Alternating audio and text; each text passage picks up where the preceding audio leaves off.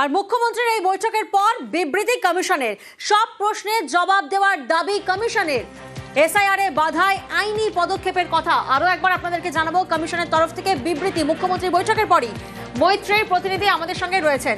Maitreyi, garbage of lines, কমিশনকে মিথ্যেবাদী বলে আক্রমণ করেছেন তৃণমূল নেত্রী মমতা বন্দ্যোপাধ্যায়। আর ঠিক তারপরই অন্যদিকে আমরা দেখছি কমিশনের তরফ থেকে বিবৃতি প্রকাশ করা হয়েছে। কি কি দাবি করা হয়েছে? দেখো, কমিশনের তরফ থেকে যে বিবৃতি প্রকাশ করা হয়েছে সেখানে বলা হয়েছে যে জ্ঞানেশ কুমার মমতা বন্দ্যোপাধ্যায়ের সমস্ত প্রশ্নের জবাব দিয়েছেন এবং তার সঙ্গে সঙ্গে আরো বেশ কিছু বিষয়কে তারা তুলে ধরেছেন। সেখানে একেবারে স্পষ্ট করে দেওয়া হয়েছে যে আইনের শাসন কার্যকর হবে। কেউ নিজের হাতে আইন তুলে নিতে চাইলে সেটা কমিশনের আইনে হাতে থাকা আইনগুলো অনুযায়ী কঠোর ব্যবস্থা নেওয়া হবে।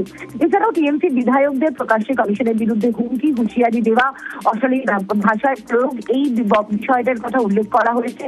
টিএমসি কর্মী বিধায়কদের হাতে ইআরও বিডিও দপ্তরে ভাঙচুরের ঘটনার কথা উল্লেখ করা হয়েছে।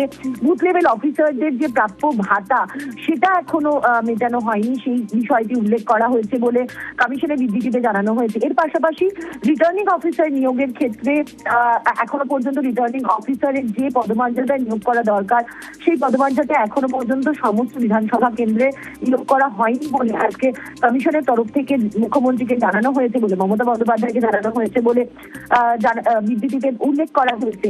এর পাশাপাশি ইলেকটোরাল রোল অবজারভারদের বদলির সময়ও একেবারে কমিশনকে না জানিয়েই এই বদলি করা হয়েছে বলে কমিশনের তরফ থেকে বলা হয়েছে।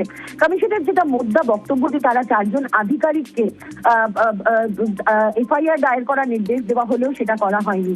ফলে তাদের তরফ থেকে যে বিবৃতি দেওয়া হয়েছে তাদের বক্তব্য যে একের পর এক বিষয় তারা তুলে ধরেছেন।